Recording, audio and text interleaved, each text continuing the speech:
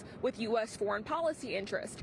After Khalil was released, DHS wrote in part on X, quote, "The Trump administration acted well within its statutory and constitutional authority to detain Khalil, as it does with any alien who advocates for violence, glorifies and supports terrorists, harasses Jews, and damages property."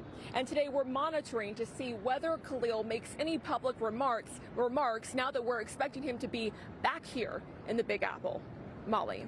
CB Cotton right here in New York City. Thank you.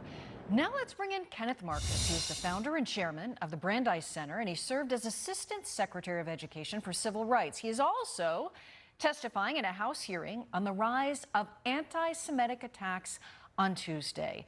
Sir, thank you very much for joining us on this morning. We greatly appreciate it. I just want to get your reaction to this. Mahmoud Khalil has been one of the most high-profile arrests of these student activists. Your thoughts on his release today and what you expect to hear from him?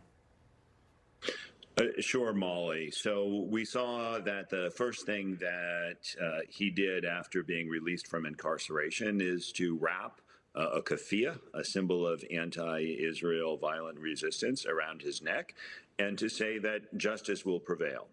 Unfortunately for him, I believe that he is right. Justice will ultimately prevail, and the U.S. government, including in particular the U.S. Secretary of State, Marco Rubio, will be the one who gets to say what is in the foreign policy interests of the United States. As we see violence towards Jews and others abroad, we as Americans have the right to say who will and will not be able to enter and stay in the United States. And those who support terror and engage in harassment of Jews or any other Americans really have outstayed their welcome and can be asked to leave.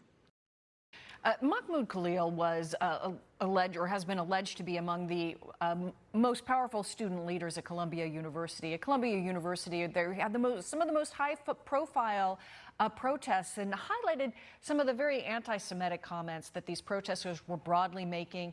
Jewish students consistently reiterating that they felt unsafe on campus. But there were a great number of campuses that saw similar protests, and Jewish students having those same feelings.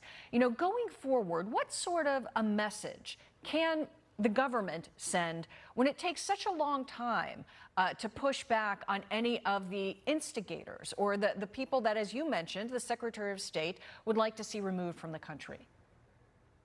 Sure, Molly, you are right. We have seen protests, we have seen harassment, we have seen hurt feelings, but that's only the half of it. We've seen not just protests, we've seen physical attacks and physical assaults.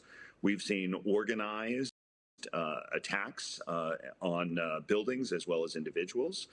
We've seen employees like janitors being physically assaulted and held against their will during occupation. What we're looking at here is not just a series of student protests, but rather a highly organized and to some degree centralized and foreign-funded attack, not just on Jewish Americans, but on American institutions and ultimately on America itself. We as a country can decide whether we will or will not fight in Iran.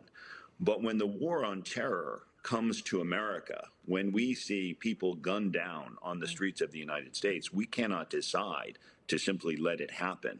For too long, campus anti-Semitism was allowed to fester by administrators with double standards who refused to take strong action.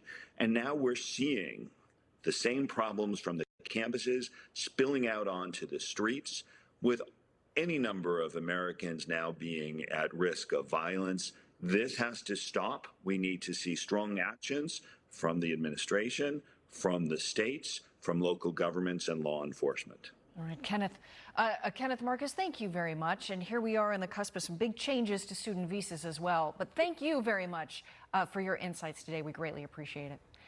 Coming up, my pleasure, Molly. Iran and Israel ramping up attacks, what it means for U.S. nuclear talks. But first,